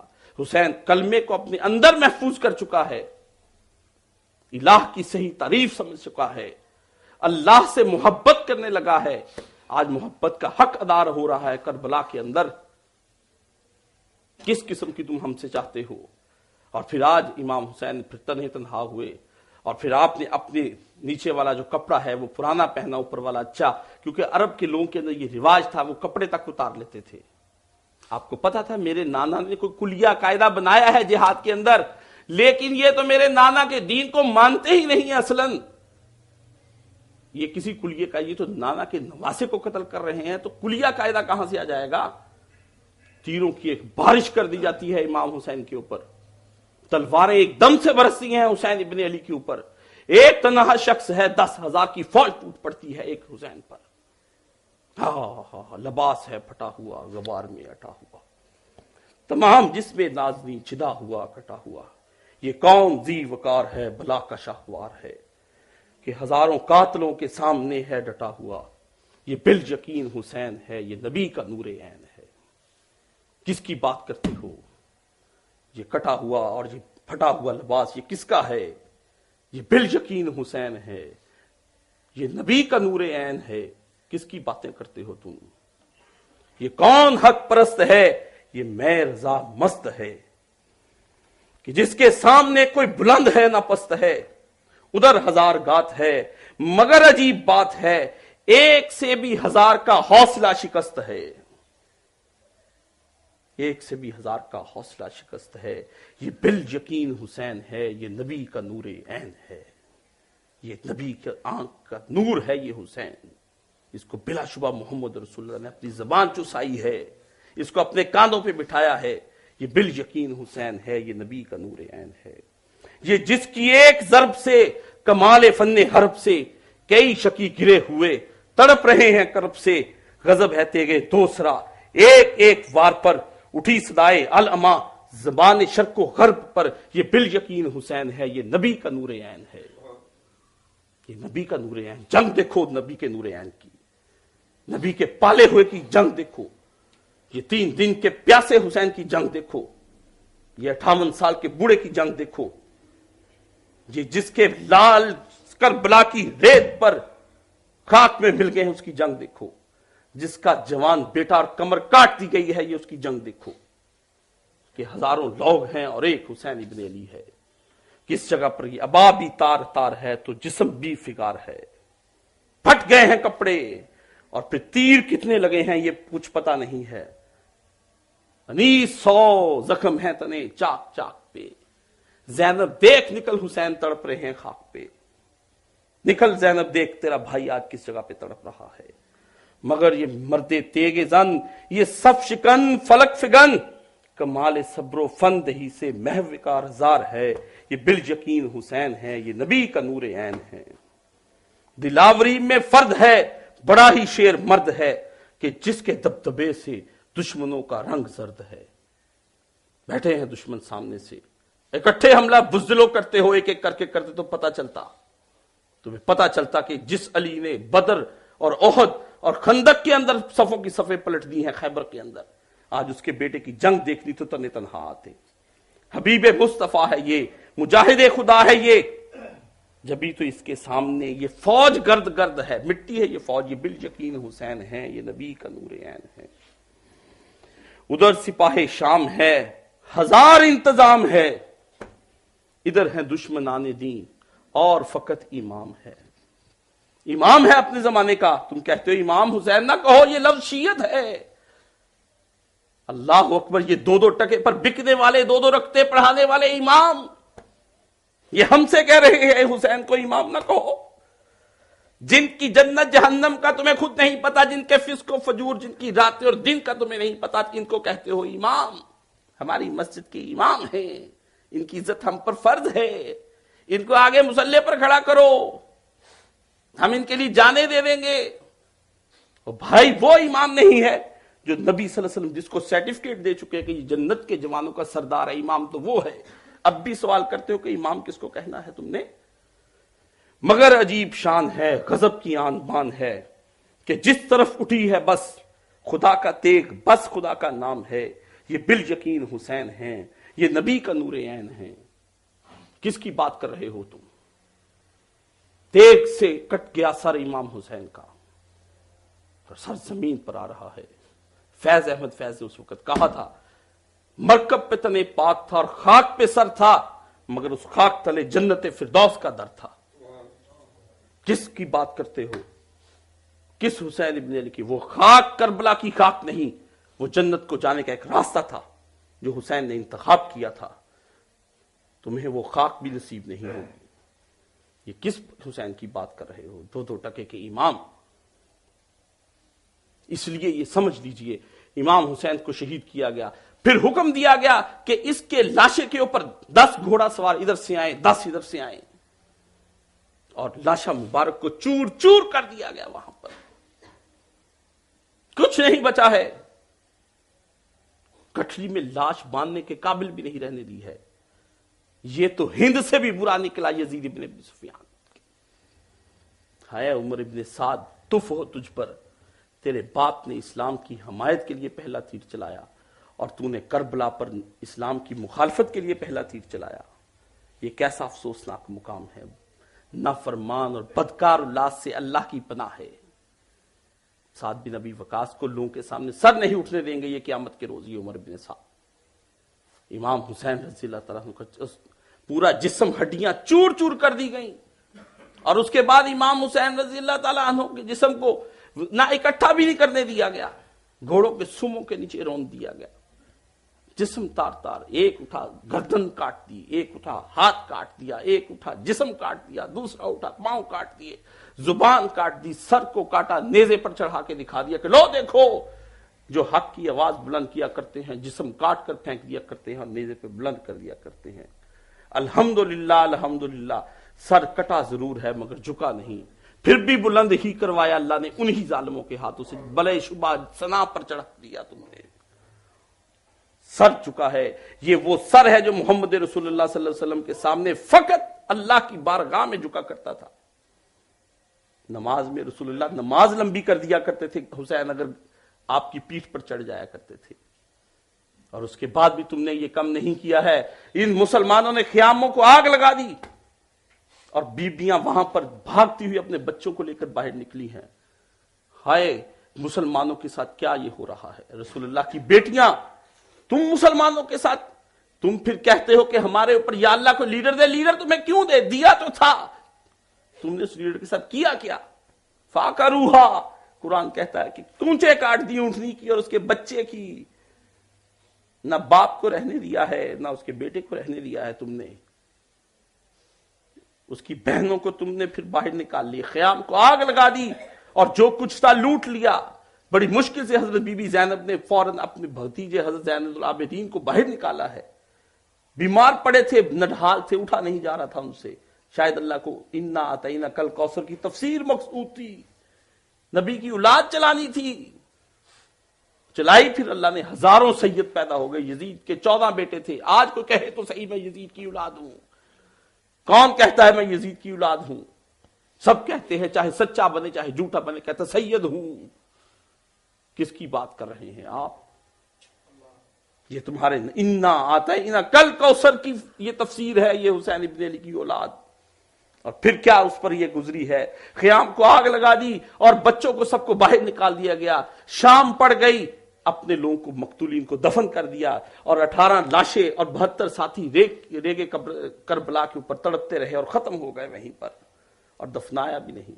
बीबी ज़ैनब के सर से दुपट्टे छीन लिए तुमने, जेवरात लूट लिए उनके खैमों से।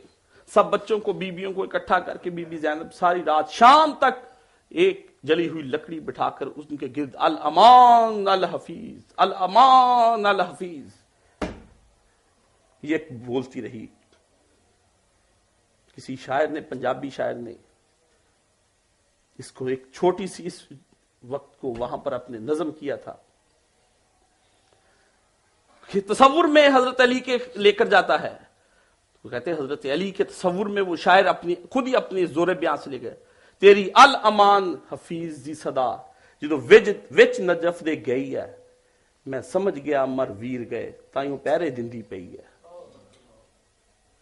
वो नजफ में अली की करबला पर जब उसकी अली मुर्तजा उसके होते हुए कोई पैगंबर के घर को नहीं देख सका है, मैं समझ गया मर वीर गए ताइयों पैरे दिंदी पई है।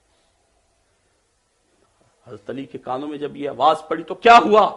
पैगंबर अकरम सल्लल्लाहु अलैहि वसल्लम हज़रत इब्ने अब्बास के ख्वाब में मदीना में आए। पूछा इब्ने अब्बास ने ख्वाब में, अल्लाह के रसूल ये आपका क्या हाल है? शाह साहब अकबर, बाल बिखरे हुए पैगंबर के हाथ में और एक शीशी पकड़ी हुई, मिट्टी पड़ी हुई है। फिदा का उम्मी अबी या रसूलुल्लाह, या अल्लाह के रसूल मेरे आप पे माँ बाप कुर्बान, ये हालत क्या बना ली? फरमाया ये हादा दमुल हुसैन व साहबहू, ये हुसैन और उसके साथियों का खून है, सुबह से इकट्ठा कर रहा हूं। इब्ने अब्बास इन्ना लिल्लाहि व इन्ना इलैहि राजिऊन पढ़ते हुए उठे और उठते ही उन्होंने कहा हुसैन कत्ल कर दिए गए। काफिला लौट कर आया तो फिर उसके सामने उन्होंने बताया ये किस किस्म की क़यामत बर्पा हुई कि आलमे अरवाह में आपका पैगंबर तड़प गया और आप यहां नहीं तड़प सके हैं। कहते हैं किस्सा हुसैन सुनाना हराम है, तो भाई किसका किस्सा सुनाऊं? ले आओ जिसका किस्सा जायज है, उसका किस्सा तो लेकर आओ, जरा उसको तो तोल कर देखूं कि वह हुसैन इब्न अली के मियार का है, उसका बाप भी अली मुर्तजा जैसा है, उसकी मां भी फातिमा जैसी है, उसका नाना भी मोहम्मद रसूलुल्लाह जैसा है, उसका भाई भी हसन जैसा है, उसके घर में भी वही क्या उतरती रही है, वो हमें दिखाओ जिसके वाकयात हम तुमको सुनाए और जो मशले राह बन जाएं। लाओ हमें दिखाओ वो वाकयात, हम भी मान जाएंगे तुमको। ये किस किस्म की क़यामत तुम बर्पा कर रहे हो? ये किस किस्म के वाकया सुनने पर पाबंदियां लगा रहे हो? ये शीयत है, ये राफजियत है, ये अहले सुन्नियत नहीं है। तो इससे बेहतर वो शीयत है जो हुसैन के बात को कम अज कम जो हुसैन की बात को आपके सामने रखती तो है। ये किस किस्म की राफजियत है जो पैगंबर के घराने से तुम्हें नफरत दिलाती है? यही तो एक किस्सा था जिसकी वजह से तुम आज तक कुफार से बचे फिरते, जो कहते हैं कि तुम्हारी डेमोक्रेसी के अंदर यह बात कहां लिखी है कि अगर जालिम फासिक फाजिर हुक्मरान जबरदस्ती बैठ जाए तो तुम्हारे नबी ने कहीं कोई हुक्म दिया है कि उसको हटाओ? तुम्हारे कुरान मजीद में कहीं है कि उसको हटाओ? दिखाओ हमको। अगर ये नहीं है तो तुम्हारी किताब नाकिस है, तुम्हारे पैगंबर का दीन नाकिस है। एक हुसैन तकमील के लिए उठता है अपने वजूद को, अपने जिस्म को खा के करबला में मिलाने के लिए, और उसको भी कह देते हो कि हमारे यहां जालिम फासिक फाजिर के सामने उठने की कोई चीज मुकाम नहीं है। इसलिए अजीजान मोहतरम, मेरी आपसे गुजारिश है, इस किस्से को आम ना समझें। ये काट कर सर फिर उबैदुल्लाह इब्न ज़ियाद के पास ले जाया गया। उस जालिम ने इमाम हुसैन के होंठों के ऊपर छड़ियां मारी, नाक पर छड़ियां मारी। 5 सहाबी थे, उन्होंने कहा उठा ले ये छड़ी, इन होंठों पर रसूलुल्लाह को होंठ रखे हुए मैंने देखा है, उठा ले ये छड़ी। तू वेखदा रहा नजीर लाके, बड़ा हौसला सी परवरदिगार तेरा, वो चेहरे ते शिमर अज छड़ियां मारे जिन चुमदा रहा सी यार तेरा। किसकी बात कर रहे हो भाई, किसकी बात कर रहे हो? वहां से भी फिर चलाया और चलाकर नेज़े, देखिए ज़ैनब का हौसला कि भाइयों के लाशें तो है नहीं, 72 सर नेजों पे हैं, आगे आगे चला रहे हैं, बहन पीछे पीछे जा रही है। जरा किस क़यामत को किस औरत के दिल पर बर्पा कर रहे हो? शकीउल कल्बो। और फिर सफर कराया गया इन लोगों को शाम तक यजीद के दरबार में। वहां पर हजरत ज़ैनब चली गई हैं, वहां पर उनके लाशें को रखा गया है, वहां पर यजीद ने फिर छड़ियां मारी हैं, वहां पर इमाम हुसैन के ऊपर कहा बागी था, कत्ल कर दिया गया। बीबी ज़ैनब ने वहां जलाल में आई हैं, कहा या तुलका इब्न तुलका, ए हमारे छोड़े हुए मक्का पर माफ किए हुए की औलाद, उठा इस छड़ी को यहां से। मेरे नाना ने तुझे तेरे बाप और तेरे दादा को वहां माफ किया था, तेरी दादी को माफ किया था, उठा छड़ी यहां से। आज तक तुम्हारे दांतों से और तुम्हारे मुंह से हमारे बुजुर्गों के जिगर से निकला हुआ खून टपक रहा है और तू मेरे भाई की चेहरे के ऊपर छड़ियां मार रहा है, उठा यहां से। और ये वक्त इस तरह का अजीब घूम कर आया है कि मेरे जैसी तेरे जैसे के साथ इस वक्त मुतकल्लम हो रही है, बात कर रही है। ये कैसा अजीब वक्त आया है। ज़ैनब कुबरा है, जालिम ने वहां से भी बस न किया है, मदीना भेज दिया है। मदीना पहुंचा है काफिला, तो क्या कह रहा है वहां पर, जरा सुन लो। एक बच्ची बुलंद आवाज से हुई, माज़ा यक़ूलून इन क़ाल नबी लकुम, क्या कहोगे तुम क़यामत के दिन अपने पैगंबर को, ऐ मुसलमानों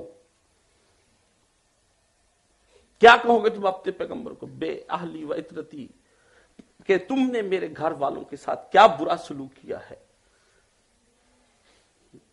मिनहुम उसारा व मिनहुम जरजू बिदम, कुछ को तुमने कैदी बना लिया है और कुछ को खाको खून में तड़पा दिया है। क्या मेरी औलाद के साथ किया है? راوی بیان کرتا ہے جب مدینے قافلہ پہنچا ہے ایک چیخو پکار ہو گئی ہے اس دن، اور ہر گھر سے عورتیں روتی ہوئی پیٹتی ہوئی گھر سے آ گئی ہیں۔ یہ قافلہ جو رجب میں چلا تھا آج سفر میں پہنچا ہے، اور کس حالت میں پہنچا تھا جب یہاں سے زینب گئی تھی 18 بھائی بتیجے تھے اور ساتھ 72 آدمی حفاظت کو تھے، آج زینب واپس آ رہی ہے اور 72 آدمیوں کے سر اپنے سر کے ساتھ لے کر آ رہی ہے۔ یہ کس قسم کی ہے؟ آج گھر خالی ہے، آج بھائی نہیں ہے۔ تاریخ بتاتی ہے کہ حضرت بی بی زینب کو اور امام زین العابدین کو پھر زندگی میں کسی نے مسکراتے ہوئے نہیں دیکھا ہے۔ واللہ کیسے مسکرایا جاتا ہے جس کا ایک گھر سے اپنا چلا جائے، جس کا ایک محبوب چلا جائے، وہ کیسے مسکرایا کرتے ہیں۔ تم لاشوں کو دفناتے ہو، نہلاتے ہو، کفناتے ہو، تم بعد میں کیا کچھ اصالے ثواب کے لیے کرتے ہو، لیکن زینب کس کو نہلائے، کس کو دفنائے، کس کو کفنائے، تم ذرا سوچو تو صحیح۔ پھر ایک عورت ذات۔ عزیزان محترم، ہمیں یہ خبت نہیں تھا، نہ ہمیں یہ خبت ہے۔ میرے استاد محترم بزرگوار حضرت مفتی محمد اسحاق صاحب کو خبت نہیں تھا، ہمیں بھی خبت نہیں ہے، کاشف کو بھی کوئی خبت نہیں ہے۔ یہ کیا ہے؟ ہم جذباتی نہیں ہیں۔ دنیا بھر کی فلسفی پڑھ کر، دنیا بھر کی چیزیں پڑھ کر ہم تم سے یہ کہتے ہیں یہ واقعہ سچ ہے، حق ہے، کیونکہ یہ پیغمبر اسلام صلی اللہ علیہ وسلم کی زبان مبارک سے نکلا ہوا ہے۔ ایک صاحب پوچھتے ہیں کہ آپ کیمرے لے کر بیٹھے تھے کربلا میں نے پوچھا آپ مجھے بتائیے جب معراج پہ رسول اللہ گئے وہاں ساتھ کوئی نہیں تھا، تم کیمرے لے کر گئے تھے، بتاتے ہو وہاں یہ ہو رہا تھا، یہاں یہ ہو رہا تھا۔ کسی کے پاس جواز نہیں ہے۔ تو میں آپ سے گزارش کرتا ہوں اس واقعے کو بھلائیے نہیں۔ یہ صرف میں نے آج واقعات سنائے ہیں، اور اس لیے آپ کا وقت جان بوجھ کر بھی زیادہ لیا ہے کہ آج آپ کو چھٹی ہے، سن لیں، پھر بعد میں شاید میرے نصیب میں یہ سنانا ہو یا نہ ہو، شاید اس منبر پہ پھر کبھی میں جلوہ گار ہوں یا نہ ہوں، لیکن ذمہ داری جو تھی اسی کے لیے یہ میں نے مجمع یہاں پہ الگ بنایا کہ اس مسجد میں مجھے صرف اس وجہ سے کہ یہ بات نہیں بیان کی جانے دے گی، میں اس لیے یہاں چلا آیا۔ میں کبھی اس منبر کو قبول نہ کرتا، کبھی اس پر نہ بیٹھتا، کہ صرف مجھے پتا تھا کہ اب کوئی سنانے والا میرے بعد اور ہوگا بھی نہیں یہاں پر کوئی۔ میں نے بہت سو کو کہا جاؤ سناؤ جا کر، لیکن کسی کی ہمت نہیں پڑتی تھی۔ الحمدللہ الحمدللہ ایک صاحب نے میرے حضرت کو خواب میں دیکھا، پوچھا مولانا صاحب اللہ نے کیا معاملہ فرمایا؟ کہا معاملہ کیا فرمانا تھا؟ جن کا دفاع کرتا رہا ہوں آج انہی کے ساتھ جنت میں ہوں۔ الحمدللہ الحمدللہ، کاشف بھی ساری زندگی ان کا دفاع جب تک جان میں جان ہے کرتا رہے گا، اور آپ سب کو یہ واقعہ سنا کر حق کے دیے کو آپ کے دلوں کے اندر روشن رکھے گا۔ خدا بندہ اس محفل کو قبول فرما لے۔ ہم تیرے پیغمبر کے نواسے کے ساتھ اس وقت نہیں تھے۔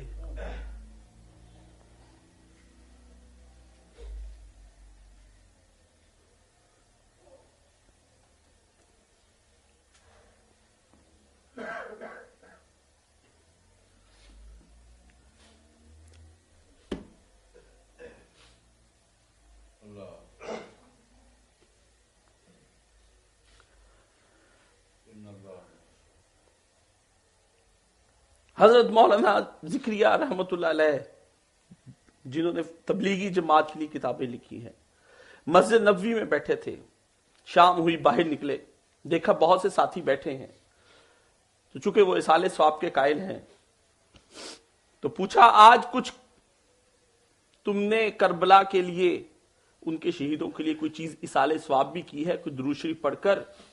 تو ساتھیوں نے کہا نہیں۔ تو کہا تم سے بہتر تو وہ رافضی ہیں جو جھوٹ سچ رو لیتے ہیں، تمہارا پیغمبر رویا ہے، وہ پھول سا چہرہ جس کے دیکھنے کے لیے آپ ہم سے درود شریف پوچھتے ہیں وہ رویا ہے۔ تمہارے پیغمبر کو عالم ارواح میں محسوس ہوا ہے کہ میرے ساتھ کیا ہوا ہے۔ اپنے دلوں کے اندر اس شمع کو روشن رکھنا۔ تم جہاد نہیں کر سکو گے مجھے پتا ہے، یہ بازو میرے آزمائے ہوئے ہیں، تم تبلیغیں بھی نہیں کر سکتے ہو، تم جانے بھی نہیں دے سکتے ہو، لیکن دل کے نہا خانوں جو کے اندر کہیں تو کہیں شمع کو روشن تو رکھ سکتے ہو۔ روشن رکھو اس کو، اس دن کو کھانے پینے میں صرف نہ کرو شیعہ، اس کو رسومات میں نہ لے جاؤ، شربتیں پی کر، بڑے بڑے علم نکال کر، تعزیے نکال کر تم قصہ حسین کو خراب نہ کرو۔ اس دن کے اندر جو پیغام ہے اس کو سوچو، وہ تمہیں اشہد ان لا الہ الا اللہ کا پیغام دیتا ہے وہ دن۔ اس دن کو کلمے کی بنیاد سمجھو کہ سر دود نہ دود، دست در دست یزید، حقا کے بنا لا الہ حسین۔ سر دے دیا لیکن ہاتھ نہیں دیا یزید کے، کیونکہ آج بنیاد لا الہ حسین نے صحیح معنوں میں رکھ دی ہے۔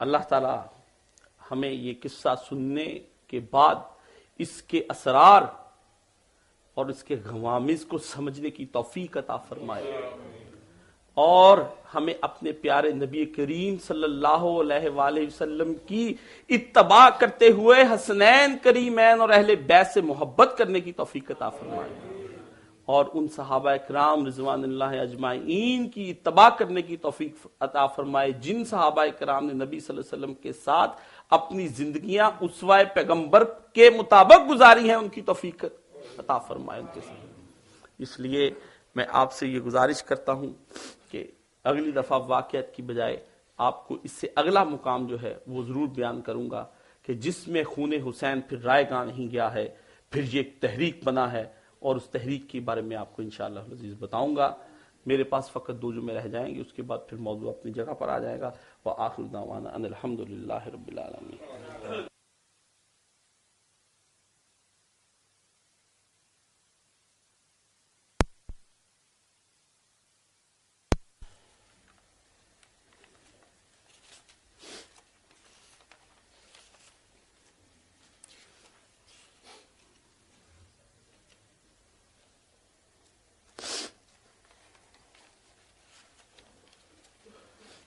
الحمدللہ والصلاة والسلام علی رسولہ الکریم، اما بعد۔ مولانا کا عموماً یہ ہوتا تھا کہ وہ خطبہ پنجابی میں دیا کرتے تھے، ان کی زبان بڑی روانی سے پنجابی میں چلتی تھی۔ کوشش کرتا رہتا ہوں کہ کسی طریقے سے آپ تک بھی اس زبان میں بات کرنے کی کوشش کروں، لیکن میرا مسئلہ ہے کہ میں نے شروع سے ہی اپنا یہ اسی طریقے پر، اسی سٹائل پر بات کی ہے۔ تو جب میں آخری دن مولانا سے ملنے کے لیے گیا، جب میری آخری ملاقات ہوئی ان سے، بات بڑی لمبی چوڑی تھی اس کے اندر، تو میں اٹھنے لگا تو ان کی سائڈ ٹیبل پر بہت سی کتابیں پڑی تھی، وہاں پر مولانا کے پاس میں کتابیں دیکھنے کا کہ کون کون سی کتاب ہے، وہاں پر ایک مجھے یہ ایک فوٹو سٹیٹ ملی۔ میں مولانا سے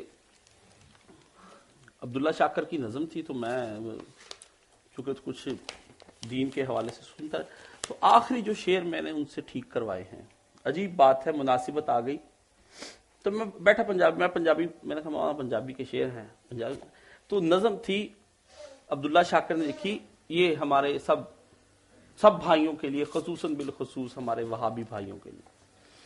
تو ان کی نظم کا عنوان ہے وہابی تھے کوئی نہیں واسدہ، ایویں نہ بدنام نہ کر۔ وہ کہتے ہیں یہ وہابیت جو ہے نا، یہ کچھ اور شے کا نام ہے۔ تو اس سے کہا یہ کلمے کی بنیاد رکھنے کا، تو اس میں ایک 10 نمبر پیرا آیا ہے، وہ آپ کو سنا دیتا ہوں۔ شاہ حسین وڈا وہابی باطل نو للکار گیا، بوٹی بوٹی کنبا کر کے کربل وچ کھلار گیا، سلاں دیاں رکھ کے تھلے حق منار اسار گیا، باطل دی حکومت کولوں کر کے صاف انکار گیا، سنت مٹن نہ دے سر دے تو سنت مٹن نہ دے سر دے دے، وادو ہور کلام نہ کر، وہابی اتھے کوئی نہیں وسدا، ایویں نہ بدنام نہ کر۔ تو سلاں کا لفظ چونکہ واضح نہیں تھا تو یہ ٹھیک کروایا تھا میں نے ان سے اس وقت۔ تو بھائی وہابیت جو ہے وہ نفرت کا نام نہیں، حسینیت، بلکہ یہ وہابیت اسی شے کا نام ہے کہ اپنا سر قربان کر دو امام حسین کی طرح، یہی اصل وہابیت ہے۔ تو ان بھائیوں کے لیے مولوی فقیر اللہ صاحب کہتے ہیں بھائی ان کتابوں کا اعلان کر دیں، امام حسین، واقعہ کربلا کا حادثہ، علائے کلمت الحق، سقوط بغداد سے سقوط ڈھاکہ تک۔ تو دوسرا یہ ہے کہ یہاں پر آپ کو پتا ہے مرکز دین الخالص کے لیے ہم کام کر رہے ہیں.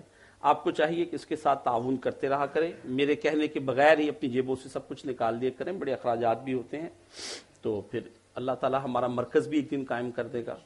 آج جب میں یہ نیا ممبر ہے, اور ممبر بھی 2 آئے ہیں, ایک باہر پڑا ہے ایک یہاں پڑا ہے, تو میں نے سمجھا کہ یہ مرکز بھی اب 2 ہی بنیں گے, مرکز دین الخالص.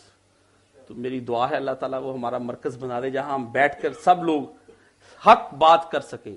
فقہ کے مسائل بڑے ہوتے ہیں, یہ وضو کیسے کرنا ہے, منہ کیسے دھونا ہے, مسواک ملصق کیسے کرنی ہے, یہ اتنی لمبی داڑھی کتنی ہو, پھر اس کے اوپر کتنی ہو, منڈوانی ہے کہ چڑھانی ہے, یہ سب مسائل ہوتے ہیں بڑی جگہ پہ. یہ حق کی آواز ایک جگہ سے بلند ہونی ہے, مرکز دین الخالص, اور پھر اس کے بعد پوری دنیا سے بلند ہوتی چلی جائے گی.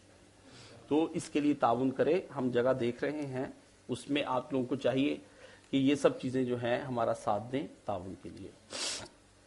اللہم صلی علی محمد وعلی آل محمد کما صلیت علی ابراہیم وعلی آل ابراہیم انک حمید مجید.